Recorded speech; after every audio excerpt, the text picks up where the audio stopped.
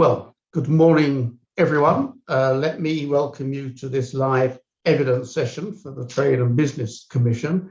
I'm Alan Winters. If you're surprised to see me as chairman, it's because Layla Moran is indisposed. We've got an excellent session today about free trade agreements and associated things, and an excellent panel of speakers. We have an hour and a half today because the Commission's been involved in its annual meeting for the last 3/4 of an hour. So we've got a number of interesting topics to raise with the panel, and let me just start off by asking each of you to say for 1 minute who you are and sort of where you fit into this. Martin, why don't you start? Sure, thanks very much. Good morning, everyone. My name is Martin Bell. I'm Deputy Director of Trade at the Scotch Whisky Association. For those of you who are not familiar with the SWA, we represent the Scotch whisky industry, and we have 86 members, large and small. Trade policy is really important for us and always has been, because we export about 93% of production. I've been at the SWA for 15 years almost, since 2004, dealing with all aspects of trade policy as it relates to the industry. So disputes, market access, regulatory issues, FTAs, and the WTO system. Thank you. Rosa. Thanks very much for having me here today. I'm Rosa Crawford. I'm lead on international trade at the Trades Union Congress. That's the National Trade Union Centre of the UK. We represent 48 affiliated trade unions across all different sectors of the economy, and that's just over 5.5 million workers. Trade is obviously crucial for supporting jobs across the economy. We need to have trade on the right terms to make sure those are decent jobs, and to have protections in place to make sure that we support a race to the top rather than driving a race to the bottom. And that's where the TUC's links with our brothers and sisters internationally is really important. We're members of the European TUC and the International TUC, and we've been working with trade unions across the world on trade negotiations to make sure that we have the protections in place to drive those high standards and the protections we need and the policies we need to promote decent jobs. Thanks. Thank you. Ciara. Thanks very much, and good morning, everyone. My name is Ciara Box. I lead on trade and environmental regulation at Friends of the Earth, England, Wales and Northern Ireland. As I'm sure many of you will know, Friends of the Earth is an international network. So we're part of a network of 75 national groups. We count over 2 million members and supporters globally. And we work to support strong environmental standards, and in this arena, alternative approaches to trade which put the needs of local communities and our environment and the climate crisis at the forefront. We're a member of the Trade Justice Movement, and we also work as part of Greener UK on trade issues. And I've been working on trade in this role since approximately 2016. Thank you very much indeed. So the organisation, which I think has been explained to you, we've got around 7 or 8 minutes per question, and please speak very freely. It is being broadcast and recorded, however. So look, let me start off and perhaps in a sense ask each of you if you'd say a little bit more about how you have been involved in sort of UK trade policy formulation to date. And in particular, sort of what your organisation thinks it will get out of trade policy, you know, how you've been involved and why you're involved, what your objectives are. So why don't we start with Ciara? Sure, thanks. So as I mentioned, Friends of the Earth, our real priority here is to ensure that the UK maintains strong environmental standards, but also that the UK and other nations around the world are able to enjoy the policy space and the freedoms to act on the climate crisis in the best ways possible and to support one another to do so. So we have a history of campaigning against trade deals which privilege, for example, the rights of fossil fuel companies over the rights of states to take needed environmental action, those which close down transparency, scrutiny, or public participation, and those which undermine domestic and international action on climate and nature. So I've been, as I say, working with Friends of the Earth, England, Wales and Northern Ireland since 2016, since the UK began the process of departure from the EU, to ensure that that process did not directly or indirectly lead to a decrease in our environmental protections or the outsourcing of our environmental harms, including through the UK's new trade policy. And so that is what we're really doing at the moment. That is how we're engaging with government, is asking government and DIT to prioritise the climate crisis, to prioritise human and workers' rights globally, and to see trade as a means to an end rather than an end in itself, and something which is there to support greater well-being and to support action on the climate crisis, rather than ever increasing consumption and continued expansion of UK markets as the end goal. Thank you very much. Martin. Yeah, it's an interesting one. My family come from the far north of Scotland, which is a remote part of the country, and in my lifetime, industries have come and gone, but the one constant has been the Scotch whisky industry, and in the village that we come from originally, there are 2 distilleries now, so it's a very important part of the community, and in terms of employment and also the tourism offer. And it's amazing to think that the product that's produced there is consumed around the world, and is Scotland's biggest single export, and the UK's biggest food and drink export. So trade is really important to us as an industry and the communities that we work in. In terms of involvement in UK trade policy so far, I guess formally been involved in various consultative groups run by DIT and other government departments, and also the Scottish government. And then there's the activity that the colleagues have been involved in, also formal submissions on FTAs, for example. Informally, a lot of my work does involve liaising with DIT colleagues in Scottish Government, other government departments, and the UK's overseas posts on our market access issues. And just to give a couple of examples that might explain that. So the India FTA is very important for us. India is the biggest whisky market in the world. We have 2% market share, largely because India applies 150% tariff. So that's a very interesting market for us, a very interesting negotiation for us. We might talk a bit about that later. The other major issue that happily is largely resolved was Scotch whisky. Single malt Scotch was caught up in retaliatory tariffs under the Airbus-Boeing dispute, and that was costing the industry £30 million a month in lost exports. And although the tariffs have been lifted happily for almost a year, we're still about 2/3 of the level of exports that we had before. So that's been immensely damaging, but we work very closely with the UK and the US to resolve that issue from our perspective. In terms of priorities, I suppose maybe a bit oddly in a discussion about FTAs, I think it's important to remember that FTAs are not the only game in town. They are important. They can be depending on the market and the sector and the interest, they can be very important. But for us, market access is equally important, so we see that as a priority.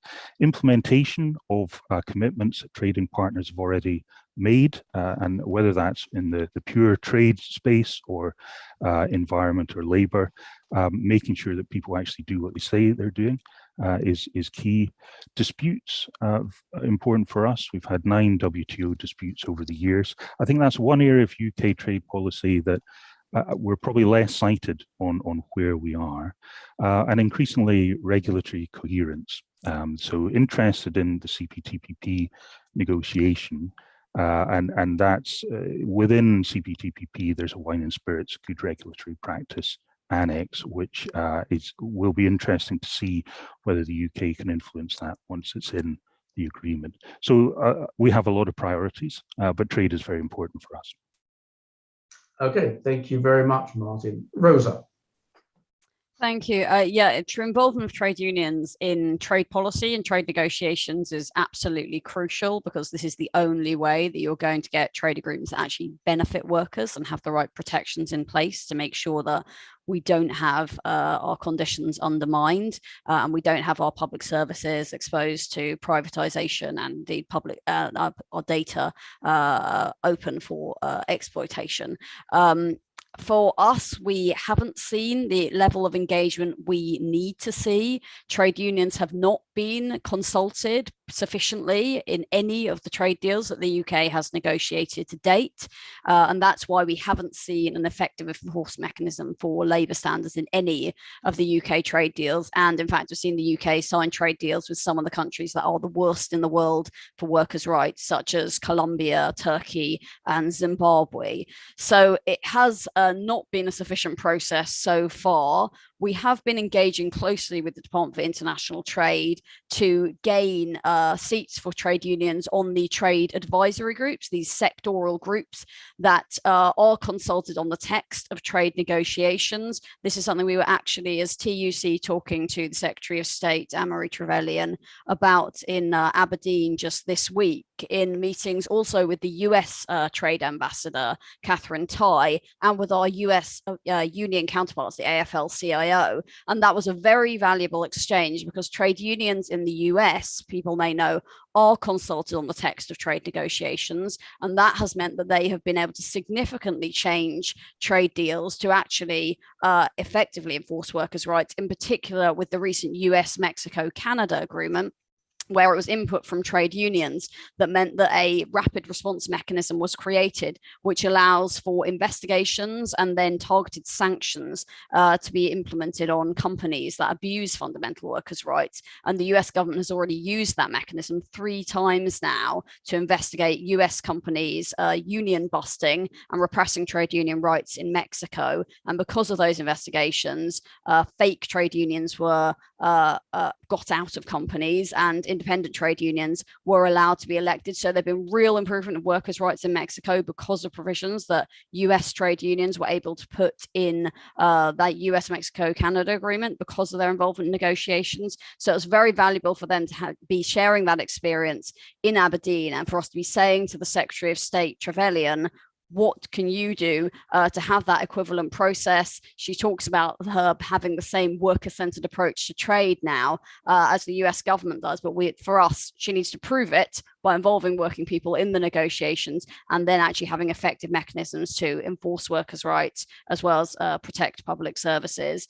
in trade negotiations. So whilst we're involved in a number of DIT structures, we have a seat on the Strategic Trade Advisory Group, on a number of thematic working groups, there's a trade union advisory group, none of these are actually consulted on the text of trade negotiations as they go on. So that's what we really need to see. And we've welcomed the engagement to date and really hope we will see progress soon.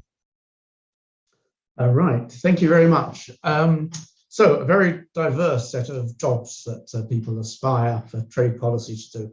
Let me just extend sort of the conversation slightly and observe, that free trade agreements are only just one part of the story. And I don't know whether any of you would like to say a little bit more. Martin's already started off on what other instruments of trade policy, mutual recognition agreements or the multilateral system, or indeed the sort of day-by-day market access issues that you see as important. So let me perhaps come to Martin on that. Thanks very much, Alan. Yes, absolutely. I think for us, if we look at any FTA that the UK might negotiate, there are probably 3 buckets of things that we're interested in. So the first is tariff elimination. So we're quite an old-fashioned industry in many ways, and one of them is that we do tend to face tariffs in many markets. The second is improved protection of the Scotch whisky geographical indication. And the third would be market-specific regulatory issues. So they can be important, as I said earlier, depending on the market. But we will always have something that we're interested in. I think in terms of other fora, other tools. The WTO system is the bedrock, it's the foundation of everything. I do get a bit frustrated when I hear a lot of public messaging about the latest WTO crisis. I mean, yes, there are all sorts of crises, but under the bonnet, if you like, the system works very well. You know, whether it's technical barriers to trade or goods trade or the TRIPS agreement, from our perspective, it does actually work very well on the nuts and bolts of market access. And I think we've seen in recent years that the rules-based system is important, not just for business, but for smaller economies, because the alternative is that large economies tell everyone else what to do. And okay, there is perhaps an argument to say that happens already, but yeah, it would be even worse without the WTO system. So it's a really important institution for us. I think the advantage that FTAs have over let's say a one-off agreement on digital, let's say, is that there's an institutional framework. So there is dispute settlement that will resolve disputes and resolve issues of interpretation between the parties. There's a framework of regular bilateral engagement as well as the rules and the commitments that parties make. And that is an advantage, that sort of horizontal structure that is useful in not just dealing with issues, but looking further ahead to say, well, does this agreement actually cover the way trade is today rather than 20 years ago? There are other fora like Joint Economic and Trade Councils or Committees, sorry, JETCOs, where issues can be raised with a trading partner, and they can be very useful, I think. And you can do a lot, despite what I've said, with even an exchange of letters. So the protection of the Scotch whisky GI in the US is based on an exchange of letters between the EU and the US back in the early 90s, which recognized Scotch as effectively a GI in the US, and that has been rolled over to a UK-US agreement. And as I say, that works incredibly well without very much maintenance. So there are a range of other avenues that you can go down that often are every bit as effective. Thank you. Ciara. Thanks. I mean, I would say we're probably a little more vehicle ambivalent here, in the sense that what we're looking for is the outcomes, and what we're looking for is for trading arrangements to do the best that they can for the climate and for the planet. However, having said that, I would agree with Martin to some extent that an FTA is better than a plethora of standalone sectoral agreements, purely on the basis that while I have many concerns about the free trade agreements we're currently entering into, and the rules-based trade system and the WTO, at least those things are cohesive, they are to some extent transparent, they are written, they do have dispute mechanisms, albeit flawed, they do have governance mechanisms, they do introduce a level of wider state-to-state cooperation or multilateral dialogue. And I think that is something that you just don't get if each agreement is a specific sectoral issue focusing on a specific widget. You don't get that overall ability to consider the wider context. Sorry, there is a cat on my table. In terms of other types of agreement, we're very skeptical about mutual recognition agreements, particularly those that go beyond recognition of conformity assessment and extend to the recognition of the rules of third countries as providing an appropriate level of protection for things like animal welfare, health, or environmental concerns. And it again may not surprise you that one thing that we do really support, both on an EU level, but also in terms of the global south, is regional agreements. And we see a real benefit to the regionalization of trade, to ensuring that trade can take place where possible at the most local level, but also the value of those regional agreements in supporting local infrastructure, in supporting technology transfer between near neighbours, in minimising waste within transport systems. So I do think that if we're looking at multilateral agreements, we'll come on to later, there is a definite argument for those that are more geographically local than those that are, for example, trans-Pacific. Okay, thank you. I gather, Rosie, you're passing on this. So let me pass straight across to Caroline, who's got the next question. Caroline. Thanks very much, Alan. Maybe I could pick up, Kira, where you just left off, because I think you said that you had a number of concerns about current FTAs. And I know that we could be here till Christmas if everybody gave every kind of concern that they have about different aspects of FTAs. But could you give us a bit more about your overall take on the UK's FTAs to date? To what extent do you think they will help to achieve the UK's own objectives? How will they advance your own? And crucially, how could they be improved from your perspective?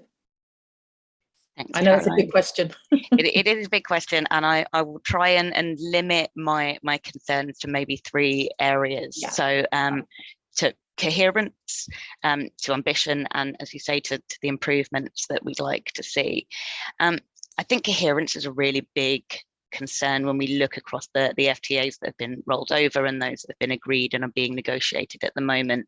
They're not coherent with one another. If we take the text of the Australia and the New Zealand FTA, the New Zealand negotiators' ambition in comparison to the Australian negotiators' ambition is very clear, and it doesn't feel like there is any sense of what the UK's level of ambition was there. These agreements are also inconsistent or lack coherence with multilateral environmental agreements. So, prioritising a negotiating partner like Australia with insufficient NDCs, with a lack of progress towards climate targets, with some fairly poor enforcement of environmental laws at the state level, and with the lack of enforceable commitments that we see in the FTA to progress on MEAs. It just feels that we have a set of multilateral environmental commitments on one side, and we have a set of trade agreements on the other that pay lip service to those, but in practice they are contributing, for example, to emissions. We see in the impact assessments, even though there is a sense that emissions may be increasing by only what the government sees as insignificant amounts. I think our concern here would be that no increase in emissions is insignificant, and when we're talking about our ability to meet Paris goals.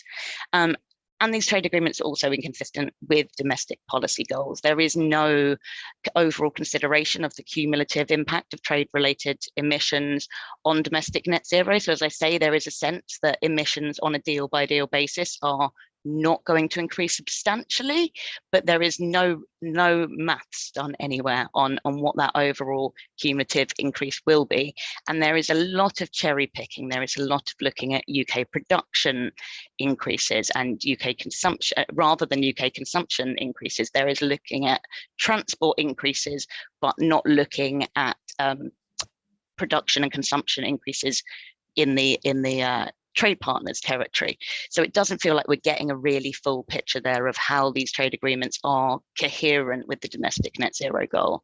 And as Rosa mentioned previously, proposals to begin negotiations with the Gulf Cooperation Council, despite evidence of ongoing human rights abuses, despite evidence of workers' rights abuses, and despite their continued support for the production and export of fossil fuels, really seems to me to undermine the UK's domestic human rights concerns, but also our policy, the FCDO's policy objectives.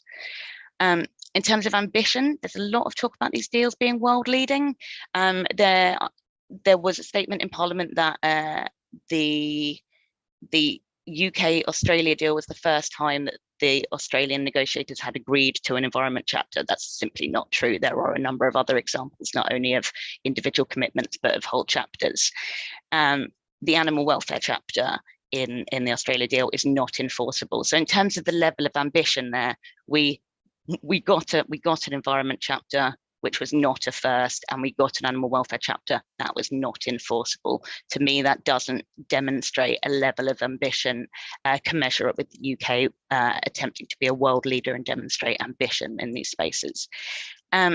And just to take some very specific examples, I'm going to have to speed you up a bit. I'm so sorry. I know I asked you a very big question, and I'm going to sorry. In terms of some, I'm just going to move on to improvements, and so some specific examples here of improvements that we would like to see.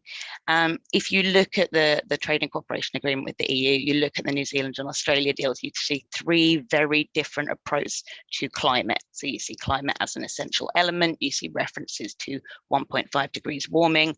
You see very unenforceable suggestions of action in the Australia deal. So what we'd like to see is a move towards enforceable binding language in all of those climate commitments.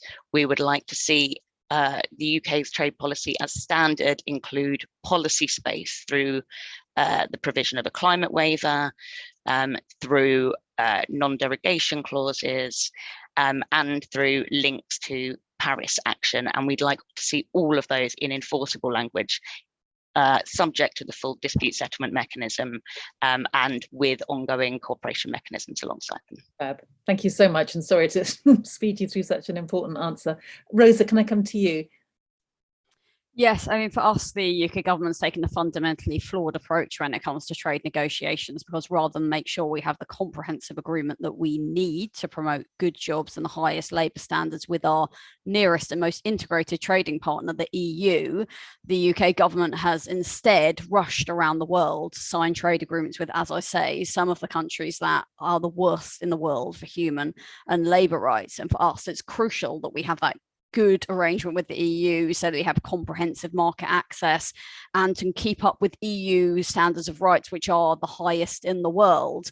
But the approach that's been taken by the UK government is to have agreements where, as I say, we don't have adequate mechanisms to enforce labour rights, except for the Australia-New Zealand trade agreement. None of the UK trade agreements have a sanctions mechanism in them if there are abuses of labour rights, which means, for example, we signed a trade agreement with Colombia that on paper had commitments around the fundamental ILO standards, but because there's no sanctions mechanism, trade unionists are being murdered in cold blood every day in Colombia, and there's no mechanism that we can use as the UK government against them in that trade agreement. It makes a mockery of these labour chapters, but the UK government clearly wasn't sincere in its approach around promoting labour standards when it signed them. So the text we have is very inadequate in all the agreements we've seen. Australia, New Zealand, because they are basically replicating the CPTPP labour chapter, though there's slight modifications, there is the ability for sanctions to be levied, but we think it's so restrictive and difficult to be actually brought into action that we don't think it's going to be possible to use. There are restrictions that mean that any violation must occur in a manner affecting trade, and so it's going to be very, very difficult to prove that. I know we're going to come on to CPTPP a bit more later, but no trade union in any CPTPP country has been able to use similar mechanisms to address violations of rights and you have countries like Vietnam and Brunei in the CPTPP where there are huge violations of workers' rights. So the fact that it hasn't been useful in CPTPP shows that Australia and New Zealand, we don't think it's going to be adequate either. Public services, as I mentioned earlier, is another big area of concern. We have trade agreements with Canada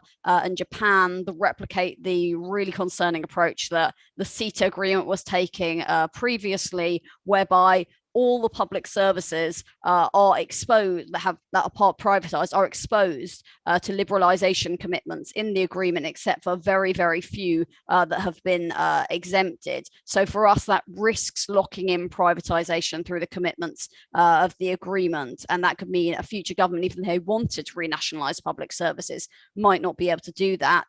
There's a link also with the data provisions. I'm going to have to stop you again. Okay, yeah, sure. I'll roll on. I was just going to mention data provisions also could could undermine our GDPR protections, the data provisions in Singapore and Japan.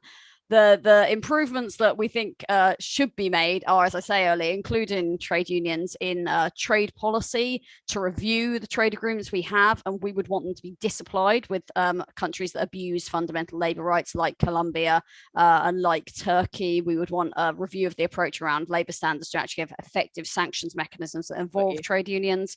And we would want the UK government to establish a constructive relationship with the EU and fully honour commitments around the Northern Ireland Protocol, so we can get the relationship we need there. Thanks. Lovely. Thank you so much. And Martin, briefly, if possible, to you. Sure, absolutely. I think the thing to remember about most UK FTAs at the moment is that they are rolled over agreements. And so they reflect often quite old agreements that were negotiated by the EU. And the priority was to maintain continuity after Brexit. And I think looking at it from that perspective, the UK has been very successful in that pretty much all of them were rolled over. So there was that continuity. We are starting to renegotiate a number of them, and that was part of the deal, if you like. And really, any FTA should be reviewed periodically and updated to take into account new issues. So it's the trade and agenda, to generalize wildly. That's a core part of modern FTAs. So that's inevitably going to be part of the renegotiation of the existing FTA. So in a sense, it's all to play for there.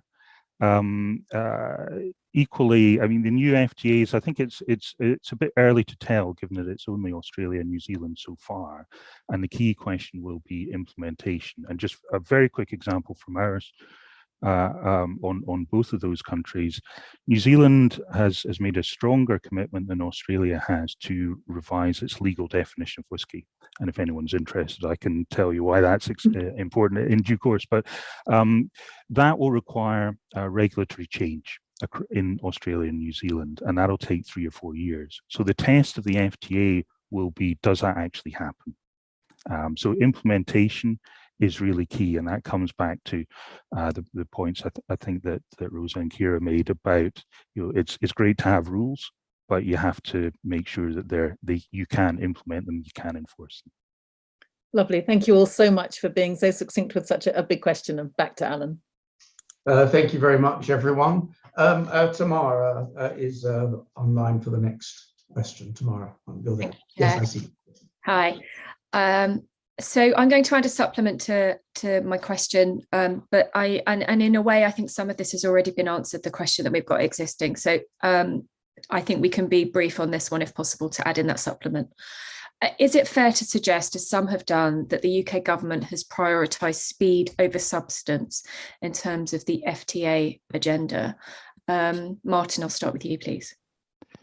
I think no FTA is going to deliver everything that I want, and I'm sure definitely with Rosa and Kira as well.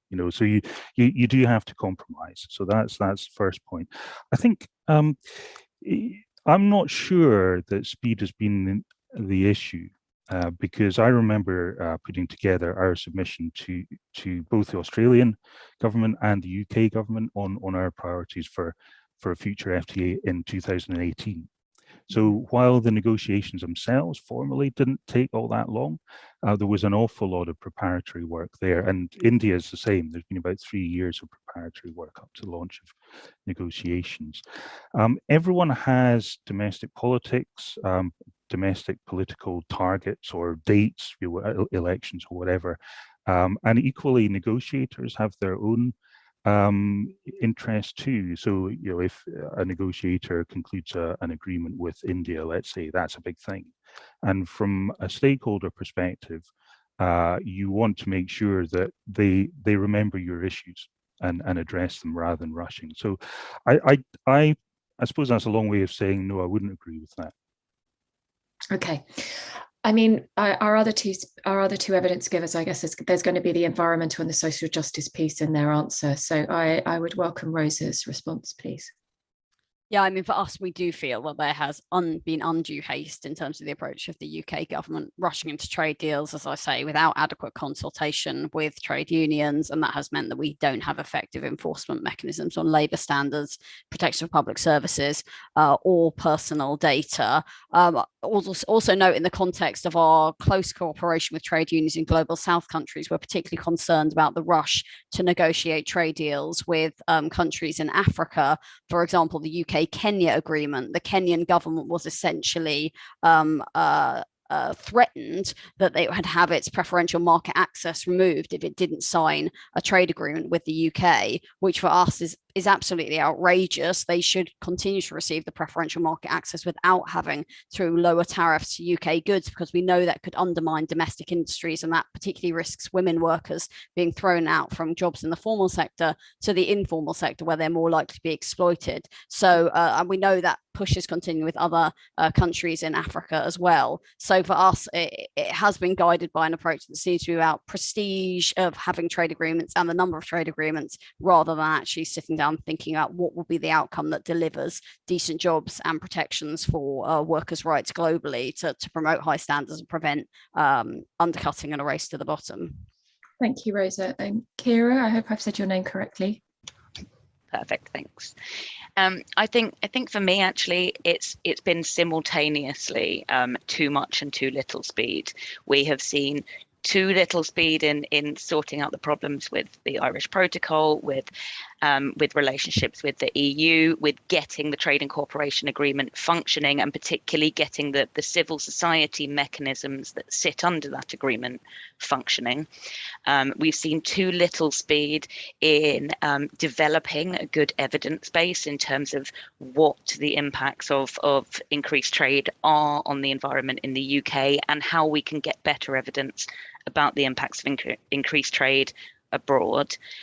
We have seen too little speed in developing on the fact that the UK is currently the president of COP, and really should be looking at what new ambitious, exciting ways the UK can find to bring together the trade and climate agendas and ensure that they are mutually reinforcing, or at least that the trade agenda is reinforcing the climate agenda.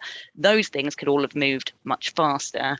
On the other side, as others have mentioned, it feels like, while yes, we had 4 years between the initial consultation and on Australia and the deal, that the actual speed with which Australia was chosen as the negotiating partner, the speed with which those individual negotiation rounds happened, the fact that we did not have a trade bill or a Trade and Agriculture Commission report in place when these deals were negotiated and signed, it felt like the consultation happened, there was a very long period of inertia, and then there was a period of intense rush to secure some kind of benefit, some kind of dividend for the UK having an independent trade policy.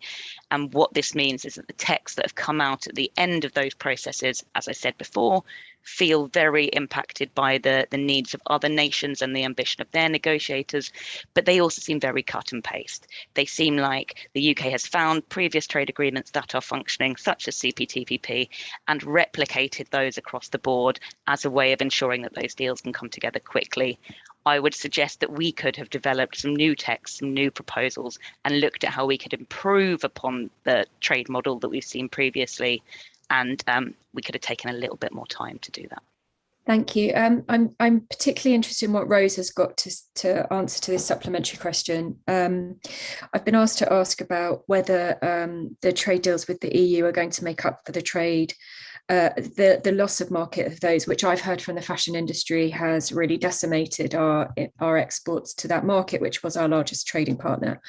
Is it going to be made up with the trade from India, Australia and New Zealand? But I also want to preface that I received data from BHRCC, which is a civil society organisation, of a report that came out earlier this week that of the Indian factories that they spoke to, there was 100% confirmation of harassment going on in those factories in India. So A, there's on the numbers, B, there's on the social justice piece, and I'd be really interested to hear what you have to say in particular about this. And because of time, it might only be you that answers. Thank you.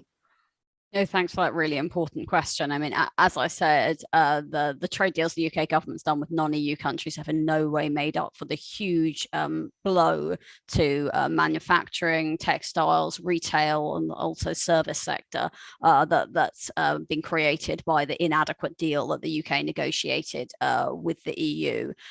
So for us, it is really, really concerning. And in particular, as you say, that the government is choosing countries where there's such low labour standards to potentially substitute. We've been in close contact with our Indian trade union counterparts, and they say absolutely, as you do, that forced labour, child labour, and sexual harassment and other forms of harassment against women are absolutely endemic in so many parts of the economy that are crucial for the export sector, garments being one important one, but not only. Bricks and other forms of manufacturing are also important.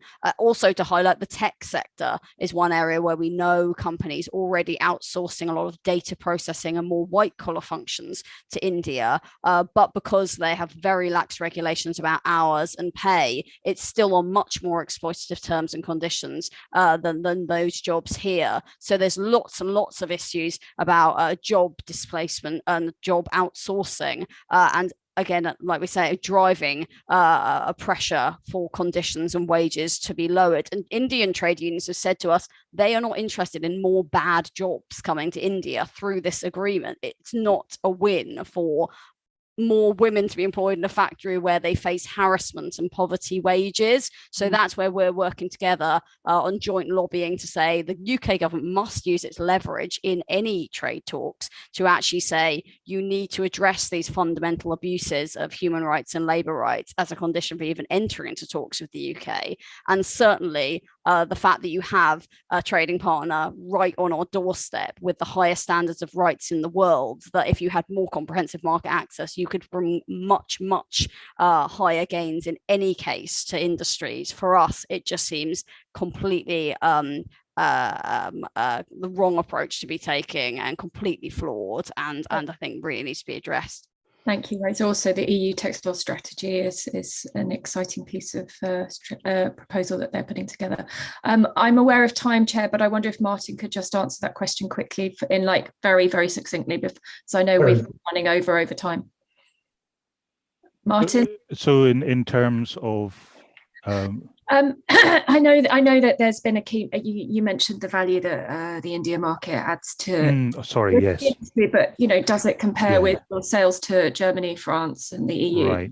Right. Yeah, I think every industry has its own specificities, and for us, the exports to the EU over the Brexit process have fluctuated quite a lot, but that's been driven by companies trying to get stock into the EU before the curtains came down.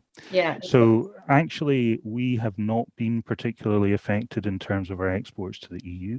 Okay. So for us, it's largely upside from India, and India is our top priority emerging market. Thank you very much. I defer back to the chair. Thank you. Okay, thanks very much, Tamara. Yeah, we are running a bit behind the clock, so we're sort of down to 7 minutes per question now. Andrew has got the next couple.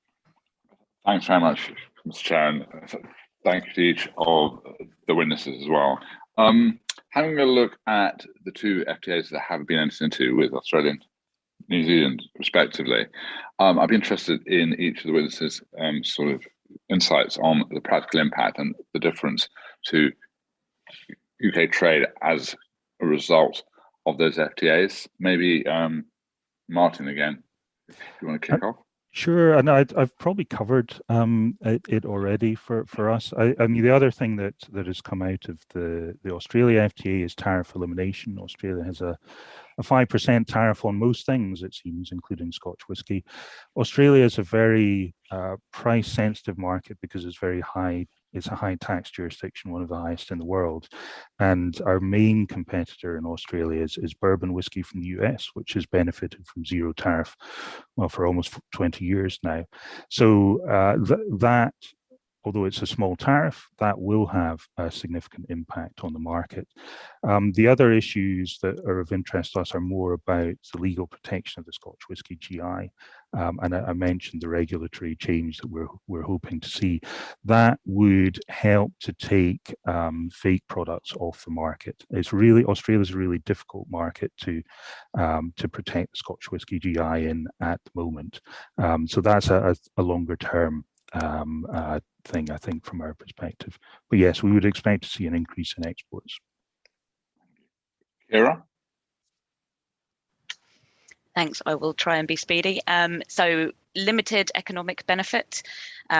It's something that is the economic benefit from these deals is not only limited, but it's also sectoral. So we see potential losses in sectors like agriculture in the UK, and it's also regionally based. So I know that, for example, in Wales, there are very particular concerns about the impact on farming and on meat production, which may have huge negative impacts on the economy there. In terms of other impacts, we'll see increased UK complicity in global harm, so things like increased carbon emissions, deforestation, animal welfare abuses, the use and overuse of dangerous chemicals, pesticides and antibiotics. And I think what we'll also see is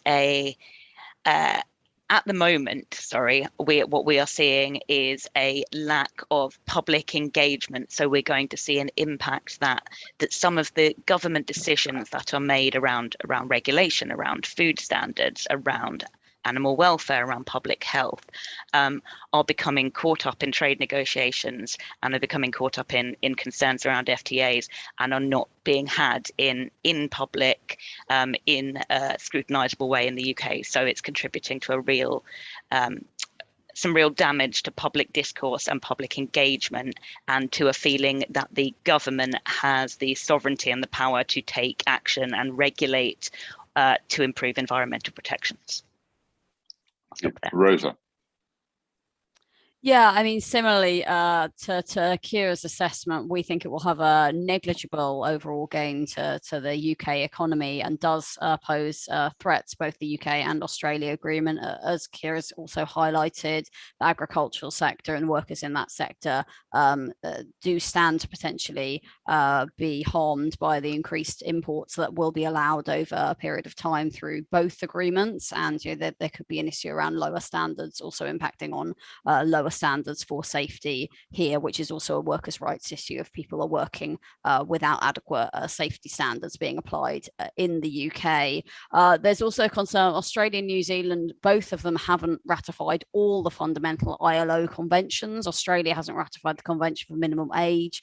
New Zealand hasn't ratified the Convention on Freedom of Association, which is absolutely fundamental, or minimum age either. And as I say, neither of those agreements have effective mechanisms to enforce labour standards.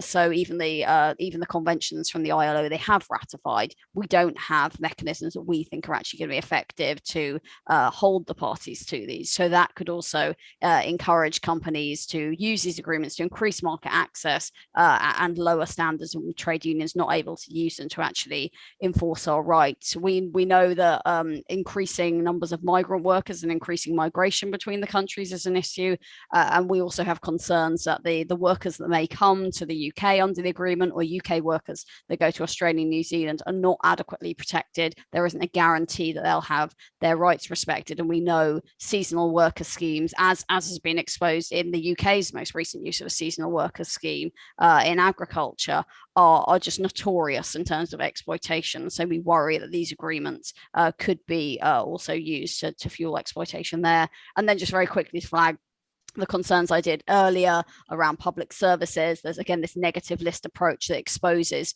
all privatized public services to further liberalisation and makes it very, very difficult to roll back privatisation commitments because it takes this approach that everything is included except those very few things that are written now. And they both include data chapters that we think could also potentially undermine the GDPR protections that are so important. So for us, the gains seem very minimal. And again, there was complete lack of engagement with trade unions around the detail. We were only shown the agreements once they were already finalised, so we couldn't change them, which was very inadequate. Thanks very much.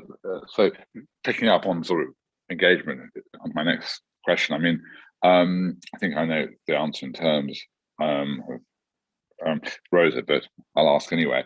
You know, are you adequately involved in the development by the government of trade's policy, and sort of, you know, broadly, but also specifically in terms of the FTAs? Maybe Rosa, if you want to pick up on sort of the final point of your last comments. Yeah, no, I mean, absolutely. As I say, I mean, we've got to the stage through our membership of the Strategic Trade Advisory Group where we are being shown the text of agreements, well, with Australia and New Zealand, but only once they've been finalised, which for us is not meaningful engagement. It's not the practice that I talked about earlier in the US, where trade unions are shown the text all the way through the different stages of negotiation on the condition of confidentiality. But as TUC and our affiliated unions, we have all signed the confidentiality agreements, but we have not been shown the text during the progress of negotiations. And that's what we'd really need to see in order to be able to actually amend and make changes and flag concerns about the trade agreements as they're being negotiated. As I say, we are in dialogue with the Department of International Trade about this. Our General Secretary is speaking to the International Trade Secretary, and it's been really helpful to have the support of Ambassador Tai in the US, highlighting the importance for the US government of including trade unions in trade negotiations. And there are other examples as well in continental Europe, in Australia, in Austria rather, and Belgium and other countries where there's just a social dialogue approach that trade unions are consulted, but that hasn't yet been taken by the UK government. That's where we really see improvement, particularly as we're very concerned about the new set of trade negotiations with Gulf states, Israel, India, where we have real human rights and labour rights concerns. Is that a policy approach or just a feature of time? Because, you know, sort of the first two FTAs, they were sort of rushed out in many ways, right? It feels a very deliberate approach because employers have been consulted very consistently. They are on all these trade advisory groups. We know that they've been able to comment on the text of trade negotiations. So we don't see why trade unions, as the other half of the social partners, have not been included. Thank you. Martin. Yeah, we did a paper in 2017 looking at what kind of structures might work best, and just informed by the US example, Australia, New Zealand, Canada, and EU, and I think the structures are good, but they're still evolving. So yeah, how does consultation work during a trade negotiation? Who should be around the table? Yeah, these are still issues that are still bedding down, I feel, but I get the sense that from talking to negotiators on the India agreement, I think they've learned really quickly during the Australia negotiation in New Zealand as well, and the approach is evolving. We depend on trade. You know, we're nothing without trade, so it's really important to us. We're well resourced and we're proactive. So we really prioritize engagement with negotiators, formal and informal. And if the formal structure is working well, what it should do is build trust and confidence on the part of negotiators and stakeholders. So yes, the formal groups are important, but also what should come from that is informal dialogue, where a negotiator can go to someone and say, well, does this work for your interest? And we're getting there, but we're probably still not quite there yet. But as I say, I think it's improving over time, and India feels like it's a step on from Australia from our perspective. The other thing just to say is the importance of continuity over time. So one of the things that we were hoping to see which we didn't see in the structures eventually, is some kind of statutory underpinning, as you have in the US, for example.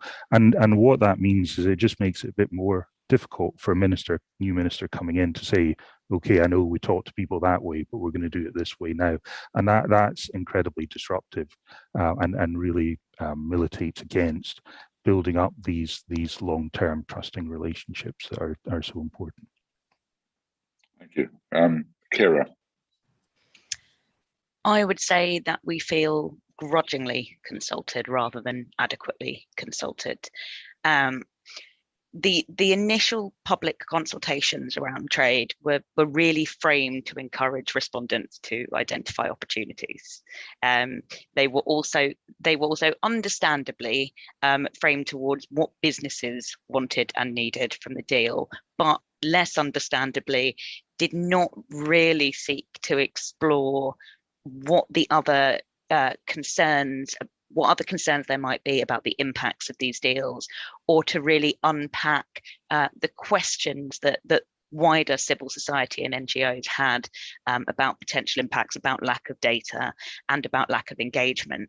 So it felt from the start like quite a leading consultation process, and the feedback to those consultations has also been quite poor. We've seen the feedback in the form of the initial objectives bundles that government has provided.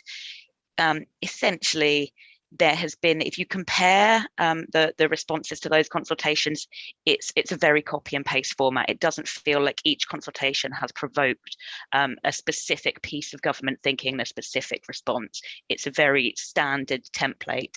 And to take a particular example of something that a number of NGOs have been bringing up for a long period of time, we've been raising concerns about investor-state dispute settlement mechanisms, ISDS, in trade deals. We've been to a number of meetings with the last 3 trade ministers, with various parts of DIT, in which the position on ISDS was not changing. And yet we've seen in the objectives on the Canada deal now that the UK is now taking a no ISDS position. We have no idea to what extent that position came about in response to feedback, in response to those consultations and to those formal and informal representations. We saw no gradual change in the UK government's position, and we've seen no rationale for the reason for this change, or at least no rationale which seems to have taken into account civil society views. I didn't mention at the beginning of this session the involvement Friends of the Earth currently has in stakeholder engagement processes. And that is partly because we do not currently have any engagement. And the reason we don't have any engagement is because we felt that it was unethical for us as an organisation, and indeed for me personally as an individual, to ask people and to sign those confidentiality agreements. The confidentiality agreements required for participation on the working groups, they were individually focused. They seemed to extend into the future, so a desire for people to keep these things confidential without sunset. They seemed very unclear on how respondents would know what information was confidential and what wasn't. And frankly, upon review, we felt we couldn't sign them. The feedback that I've had from others who are still involved in the processes is that they are unclear what level of information they are now having shared with them that could not have should been shared with them before these confidentiality agreements were signed. It does not appear to have improved the level of debate. And when we were involved in these stakeholder engagement conversations, what we did find at the quarterly sessions and at the TWG sessions was very high level discussion, presentations, updates, but little opportunity for any meaningful interaction, for debate, dialogue, and for an ongoing discussion on issues rather than meeting by meeting. Thank you very much. Thank you very much. Thank you, Chair. Yeah, thank you. Thank you, Andrew, and the panel. So Charles Rose has got the next question about the CPTPP. Charles. Yes. Thanks, Chair. The CPTPP is unusual in that it's a trade agreement the UK seeks to join with the text already agreed. To what extent do you see that as a problem or an opportunity. Rosa, could you kick us off on that?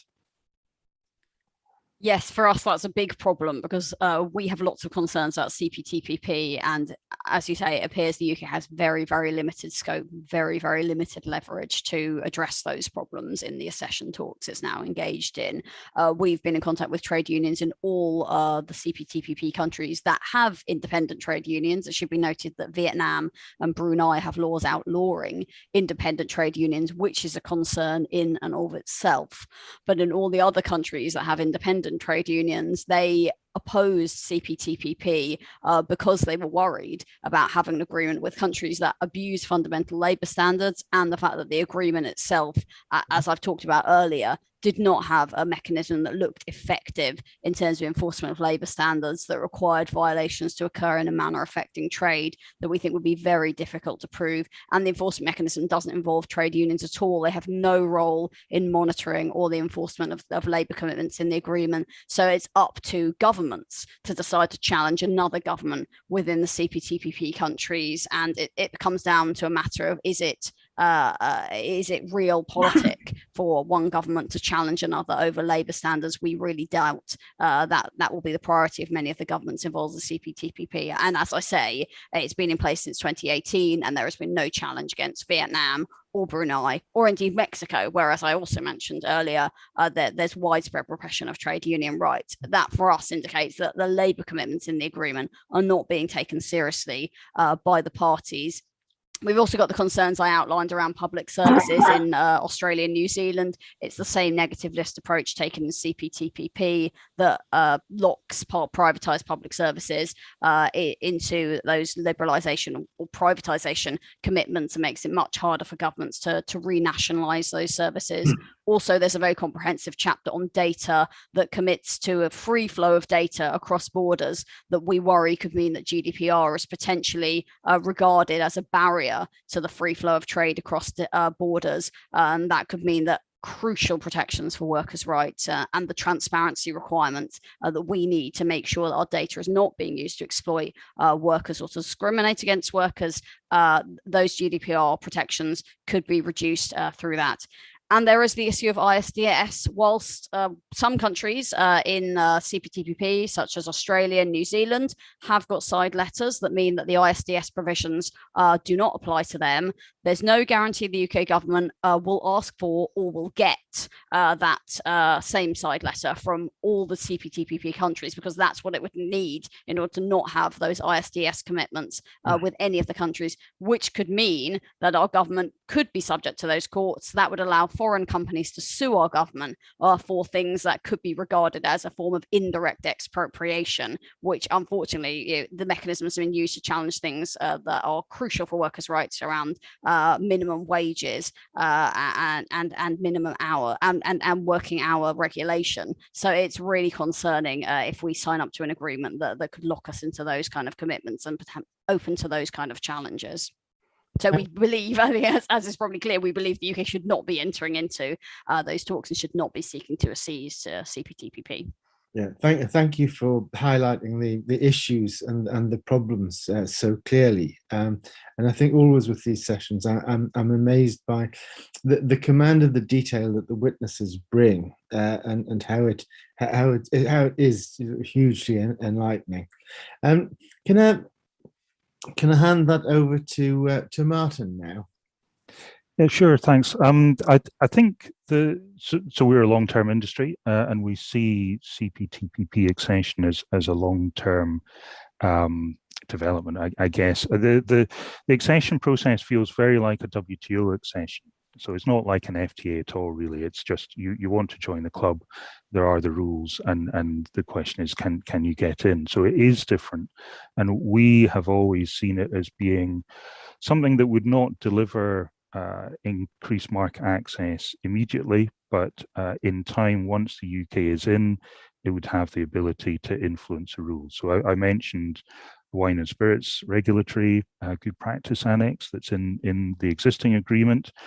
We would hope that the UK would be able to develop that further to promote a degree of regulatory coherence So that for us is one of the main longer term benefits. The other one is we always expected other countries to exceed, and we're now seeing that. I mean, how serious some of them are, we'll see, but that is happening, and the US will join at some point. So for us, a US FTA is not a priority for our industry, but there are things that we could do through US accession in time that would be helpful for us there. So it is a very different process, but we see that once you're in the club, then particularly early on, there is an opportunity for the UK, being, I think, the second largest economy in the membership initially, to really do some leadership across the piece. Okay, thank you, Martin. Ciara, can you tell us from your view, from your perspective, what this means? Is it an opportunity or not? It is an opportunity to clearly identify the problems, I think. I think I'm probably much more in line with Rosa's concerns here. I think our two key concerns are really ISDS, which, as Rosa has mentioned, isn't simply used as a mechanism to allow companies to challenge governments in standing up for workers' rights, but is also used to challenge governments in using their own regulatory autonomy to make decisions such as phasing out coal, such as developing renewable technologies, or indeed standing up for the land rights of their populations. So for us, it's really crucial that if the UK is to accede to CPTPP, it does so in a way which includes absolutely no references to ISDS apart from in side letters. It's very reassuring so far to see that the FTAs we've signed have not included ISDS, and as I say, that the UK appears to be taking a position against ISDS in the Canada deal. However, until we have those side letters there and until we have them agreed by other CPTPP members, it's still going to be a huge concern. I think one other area we're quite concerned about is SPS. The way in which CPTPP is drafted, it seems to much more closely reflect the US approach to precaution rather than the EU or the UK approach. So there are mentions of the requirement for any SPS restrictions to be based on documented and objective scientific evidence. And when we start to see those references to international standards, to documented scientific evidence, rather than to the concept of precaution, which is obviously key to the UK's environmental protections, that's quite concerning. So anything that is likely to make it harder for the UK to apply the precautionary principle should be resisted. The UK should definitely clarify the position in negotiations or in the accession processes. I suppose there will not be negotiations, and ensure that that principle is fully unpacked in domestic law prior to any further accession process. If I was going to suggest an opportunity for the UK, I would say that there are clear developments in the UK-New Zealand FTA. There are, and again, they are limited, but they are developments. There are climate commitments. There are agreements on fossil fuel subsidies. Something the UK could do upon acceding to CPTPP would be to support the development of clauses like that within the CPTPP model. However, I would stress that I think New Zealand will lead perfectly well there on its own. And I think that the UK may well be looking for an opportunity to show leadership within CPTPP on those issues where actually none is needed. Okay, thanks very much. I think that's given us some insight into the range of issues here, and the fact that if you're not there at the beginning of the negotiations, it takes an awful lot to turn the ship or whatever vessel is being used for this trade. Thank you very much, witnesses. Can I pass it back to the chair? Thank you very much, Charles. I'm going to pass over to Jeff Mackey now for the next question. Jeff. Thank you very much, Chair. We've talked about consultation processes, and we've also talked about the range of issues, and we've mentioned standard safety and rights. I'd just like to go forward a little bit and talk about the extent that you're involved in the implementation of FTAs. Martin, could I start with you, please? Oh, by the way, I should also say, I'm sorry to give you a slightly tangential question. Also, what opportunities are there to ensure the UK maximises the potential of the signed text? Would be a kind of supplementary question. Sure. Well, I think implementation is key, and the example I gave in Australia and New Zealand is probably the best one. So there are commitments in those agreements to look at, well, to support an application to change Australian and New Zealand law in the particular area I was talking about. And I suppose in a way it's too early to tell. That's going to be a big focus for us over the next 4 to 5 years, because we have tried this particular regulatory application in the past as an industry, and it didn't work at that point. But there will be a complex process that will take some time to deliver change that Australia and New Zealand have committed to, and we expect to be fully involved in that. We will do a lot of work ourselves as an industry with the UK, the Australian, New Zealand governments, and the Australian states. For what that looks like in practice, we will find out. I think the key thing is really just to see FTAs as living documents. So they're not, or they shouldn't be, frozen in time. They should be reviewed regularly. And updated to take into account new types of trade and new issues. So we would see an important part of implementation as being to say, well, how if things aren't working just now, how can we make them better? And for all stakeholders to be involved in that process. But I do think we're in a new space when it comes to FTAs, and having experience with the EU approach as well. I think the EU approach was very much about do the deal and then move on to the next thing. Whereas I get the sense that the UK is more interested in saying, okay, we've got this agreement, what do we do with it? And some of the conversations I've had with negotiators on the India FTA have been really interesting, because it's been, yes, about what rules might be part of the agreement, but they've been saying, okay, well, how would this help in practice once we actually have the agreement? What difference would that make? So I think that's quite encouraging. Martin, thank you very much. Kara, we're talking about a living document. I mean, do you agree that that's part of the opportunity going forward for the implementation? I'm a little concerned by the concept of living documents, because I do think that there is a value in having an agreed basis, and a basis that has been consulted upon and has been publicly scrutinized. When we start getting into living documents which each side is amending and building upon, there is a clear potential for the agreement to be developed in ways that were not envisaged by those who might have supported it in the beginning, by civil society, by parliamentarians. So sorry, I think while I do really agree that what we need to be looking at is, and I know we'll come on to this, is updating some of the older FTAs to bring them up to date. I think that we need to be clear that needs to happen through processes and with full stakeholder engagement and with full scrutiny, and as far as possible in ways that are already highlighted and flagged in the initial text of the FTA. So mechanisms for that updating. In terms of our involvement in the implementation of existing deals, as part of Greener UK, we now are a member of the UK EU TCA Domestic Advisory Group, which was announced quite recently, which we're very pleased with.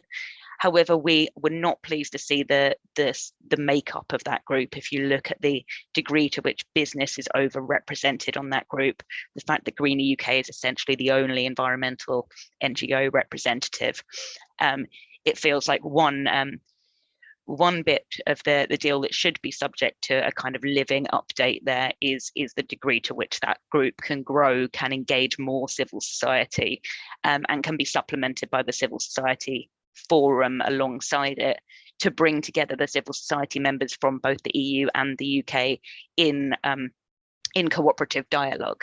So I think it's important that the overview of implementation doesn't just happen on a domestic level, it happens through engagement between governments and between civil societies on both sides. And one other point I'd make on what we've seen so far is we haven't seen anything on the rest of the world implementation, partly because the process of putting together that domestic advisory group is currently very delayed. We haven't yet heard back from applicants as to who has been successful to join that domestic advisory group. So we don't know how good our oversight of that implementation will be, but we also find it very hard to look at how implementation has how oversight has happened of implementation and rollover deals, because essentially we don't have the evidence base there. So a lot of the discussions on implementation are based on very flawed, very partial evidence, on quite a lot of anecdotal detail, and are carried out by civil society organisations with a very limited capacity and limited support from DIT. So I think those are things we'd look to improve in the future: the evidence base, the support and the capacity, and the degree to which wider civil society rather than only business are brought in to look at that implementation. That's really useful. Thank you very much. Rosa, taking the points on board that have already been made, what extent are you involved in the implementation of the FTAs?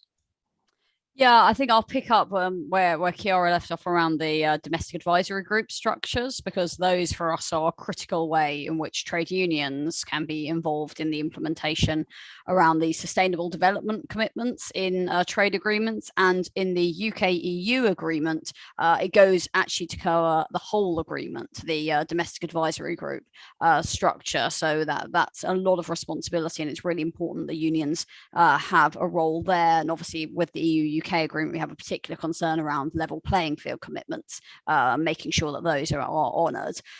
We also have a place on the UK-EU domestic advisory group, and so do 4 affiliated trade unions affiliated to TUC, and the BMA that isn't affiliated to the TUC. So there's 6 trade union places, but by our count there's about 33 employer seats. So we share Kira's concern that there does seem to be an imbalance there. We actually have our first meeting this afternoon, and we hope that we can come to an agreement that means that decision making will be balanced, as it is in the EU, the EU's domestic advisory group for the EU-UK agreement. There is an equal split: 10 trade unions, 10 employers, 10 civil society groups, and that's how voting is allocated. And that, for us, is the approach that the UK government must accept is taken with the domestic advisory group. That the other critical point is the domestic advisory group must be wholly independent of government, and that's another point we'll be pressing the domestic advisory group meeting this afternoon. Whilst the FCDO is providing the secretariat for the EU-UK domestic advisory group, it must be independent of government, because the group is there to hold the government to account. And if the government carries out its review of EU retained law and does, as we fear, potentially repeals some EU-derived social rights, we need to be able to use that group, for example, to raise concerns, and then raise concerns with our EU counterparts, who will raise concerns in turn with the European Commission. We had actually requested that the UK government restore the Economic and Social Committee that we used to have, I think, until the 80s in the UK, which was an independent body funded by government, but completely independent of government, that facilitated social dialogue. We abolished ours, but they still have them in many countries across the EU. And as I say, it still sits at the EU level. We think there should be that kind of secretariat, not only for the UK-EU domestic advisory group, but the domestic advisory groups that, as Kira says, have to be set up for the 10 free trade agreements that the UK has signed with non-EU countries. Currently, DIT, and I think it's about 3 at max civil servants, have been tasked with being the secretariat for that, which again looks very inadequate. We're also concerned that the proposals that there's 1 domestic advisory group to cover the 10 trade agreements with non-EU countries, when the fact that some of those countries have some of the worst labour rights abuses. It includes the likes of Colombia and South Korea. They would need dedicated focus, dedicated staff, dedicated time, as they do in the EU model supported by that EESC Secretariat. So it looks like the UK government is not taking its obligations to have proper implementation structures, proper structures for civil society to oversee trade agreements seriously. But that's a point that we'll be pushing, and it'll be interesting to see a UK-EU group, how that can set a template for the non-EU group as well. But it's critical we get it right to make sure that those commitments are adhered to. Rosa, thank you very much. A range of topics to hand back to you, Chair. Yes, thank you very much. And very little time to deal with them, I'm afraid. We're down to now about 4 minutes per question. So please can I ask the questioners and the panelists to be pretty brief. So the next is Hilary Benn. Ask a question. Alan, thanks very much indeed. Can I just come back to an issue that was being discussed earlier, and just to ask really you, Rosa and Kira, where the balance should lie on things like labour rights and environmental standards, because in trade deals, because clearly there's labour rights abuses, there's failure to observe ILO standards and so on. But I know from my discussions in the past with developing countries I'm thinking of in particular, they might say to negotiators from countries like the UK and elsewhere, well, hang on a minute, if you're trying to impose standards on us that you've developed over decades, hundreds of years, we'll decide, thanks very much, what our standards here in our country. And where do you think that balance should rest in trade negotiations? Rosa. If I could start, that's a really important point, and that has been an important part of the debate about labour standards and trade rules over many decades now. We work very closely, as I say, with trade unions across the global south.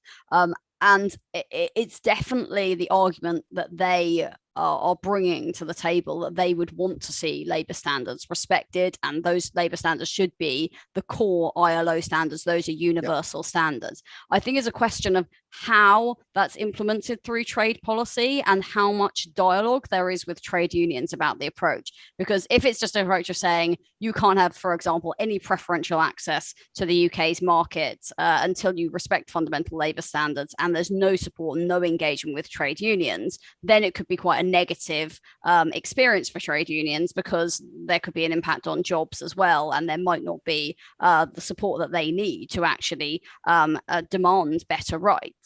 But if there is engagement by the UK government, and the UK government using its significant leverage to say to countries such as Myanmar, for example, you are not engaging with your trade unions, you're abusing fundamental rights, what are you going to do? And how are you going to work with trade unions to improve standards? Then we'd hope a dialogue could be set up, and the kind of leverage the UK government could use could improve standards. But it's certainly a joined up campaigning we've been able to do with trade unions, that it's a common demand for labour standards to be enforced through trade deals. That's very helpful. And then Kira, just very briefly because of the time, on environmental standards. Sure. I think, the UK has been telling the Global South what to do for quite a number of years. And this is definitely not for us to be imposing our standards on other nations, but it is for us to be setting out who it is that we want to trade with and to cooperate with and engage with, and to support other countries and to work with them if they do not meet our kind of ideal, to help them. So that should be, I think that what we should be looking for there in terms of environmental standards is, rather than an FTA negotiation, which involves us telling another country what they need to do to their environmental standards, we should be beginning from a completely different place, where what we begin from is, how do we together work to better solve the climate crisis? And we should begin from, how do we support you to adapt, to mitigate those things, and how do we, for example, support technology transfer before we go on to FTAs?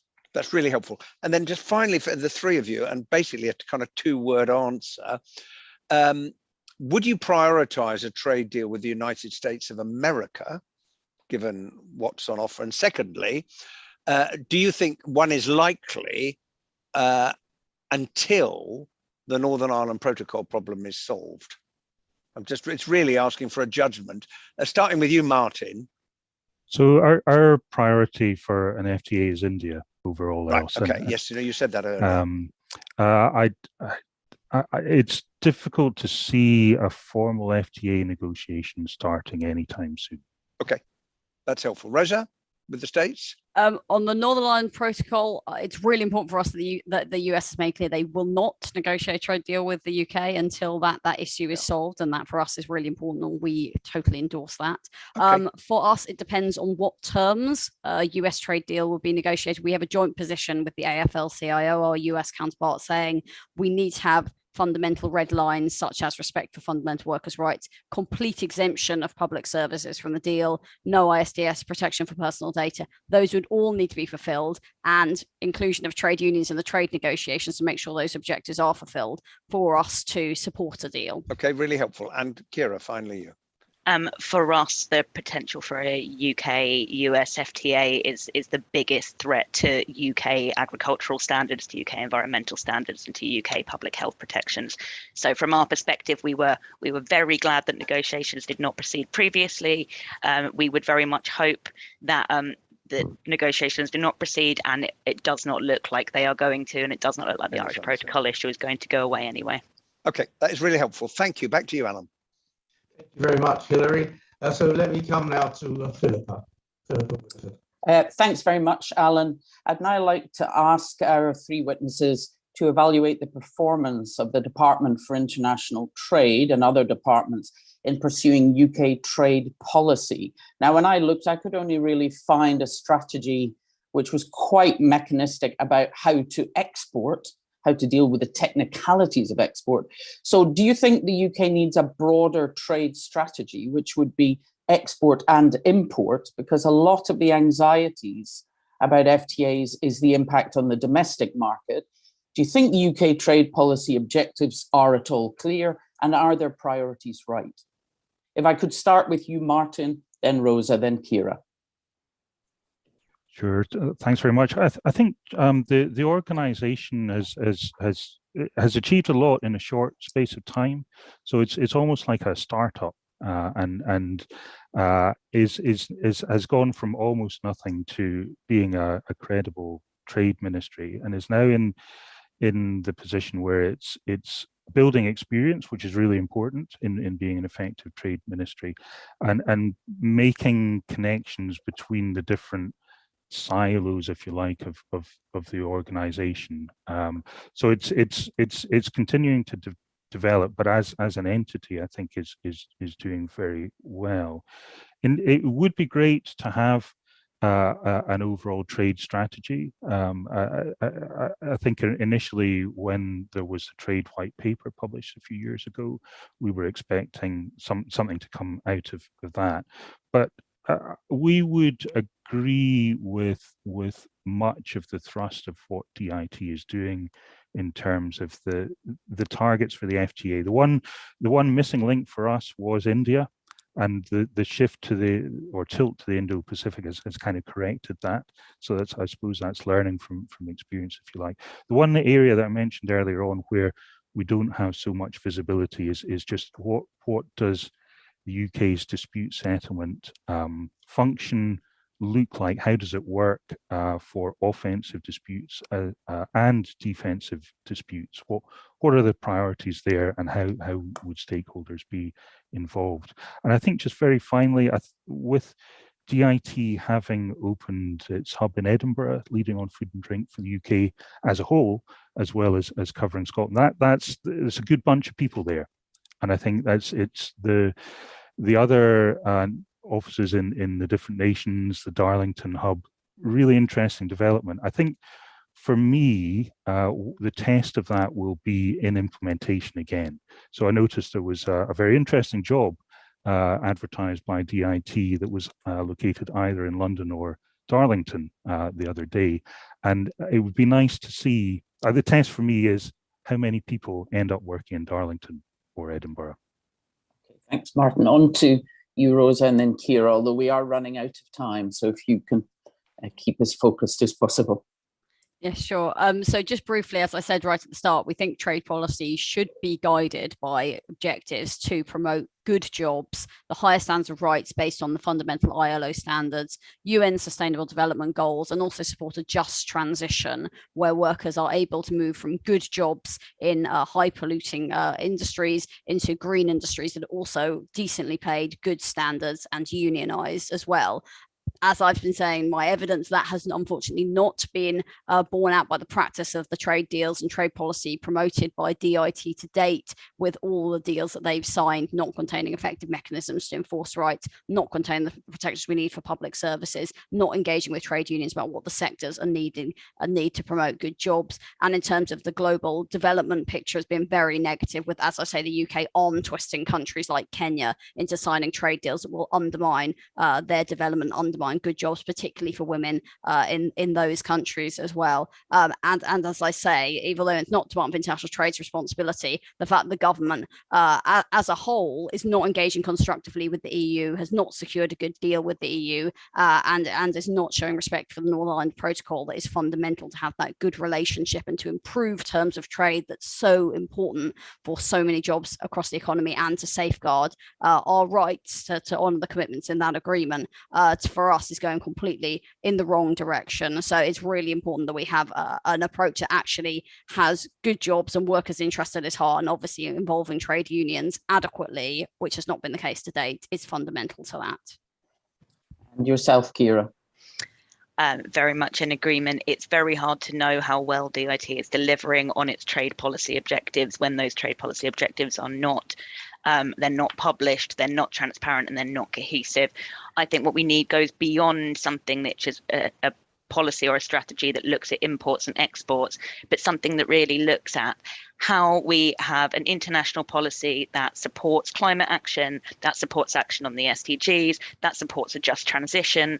And we need to see those things published as a vision from the government. And we need to stop hearing this argument that it would be ridiculous for the government to in some way show its hand. We need government to set out its stall. Okay, thank you very much. Back to you, Chair. Thank you very much, everyone. Last question, Alison Williams, who's going to ask you to be very brief. Yeah, Alison. Yeah, thank you. So just drawing this to a close, there's been lots of recommendations over this session, which is fantastic, and thank you for those. So I guess if we could just do a quick fire round of your top priority, what would you like to see from the UK trade policy and free trade agreements going forward? And yeah, quick answers, please. If we could start with Kira. Sure. So I've said many of these things before, but protect and expand policy space for all trade partners to take needed action on the climate crisis. We're looking at climate waivers. We're looking at climate peace clauses. We're looking at how you support governments to regulate in the best interest of people and the climate. I think we need to look at joining up international development, environment and trade agendas to ensure that trade isn't working against other goals, but is actively supporting SDGs and NDCs as far as possible. And we need to see a real commitment to scrutiny, to engagement, to transparency, so that parliamentarians and civil society have full opportunities to engage in not just the negotiation, but also the monitoring of deals and in the UK's future trade and climate policy. Thank you. Martin? I agree with an awful lot of that. I think targeting the right countries, and for us that's the major emerging economies, implementing and updating existing FTAs and not fixating on FTAs. Thank you. And finally, Rosa. Yeah, priorities for us are for trade deals to promote decent jobs, and to do that by making sure that trade deals and trade policy enforce fundamental ILO standards and use the trade agreements to drive a race to the top, prevent unfair trade competition. We need trade rules and trade policy to promote respect for the UN Sustainable Development Goals and to work to reduce global inequalities. An important part of that is making sure that global South countries continue to receive preferential access to our markets without having to bring down barriers to goods from UK and other global North countries, because that's been so negative and threatens industries in those areas. To make sure that we have trade deals that do benefit workers in that way, and to make sure we have proper protection of public services and workers' data. As I said, we need consultation of trade unions throughout the negotiation stage, able to provide adequate input, and then in the implementation stage we need to have proper involvement of trade unions, And in any enforcement process for labour standards, trade unions should be able to trigger cases against countries where there's a violation of workers' rights. So it's not a politicised process, and there is action taken where there's fundamental abuse of workers' rights. And just to say, finally, the UK government should use its significant leverage on the global stage to not enter into trade talks with the likes of India, Israel, Gulf states, and other human rights abusers, and should be saying we have some fundamental values that must be respected before we enter into trade talks. Thank you, and thank you for the succinctness from all of you. Okay, back to the chair. Thank you very much, Alison. So thank you, everybody on the panel. It's been a really excellent session. Thank you very much for the sprint to the finish line, which we very nearly made on time. So that is really good. Let me thank people who've been listening online. Let me say that there will be a continuation of the conversation in the Twitter space at lunchtime. And nothing more to say. Have a good day. We've enjoyed it very much. It's been very useful. So thank you and goodbye. Thanks very much. Thank you. Thanks. Bye. Bye-bye. Bye.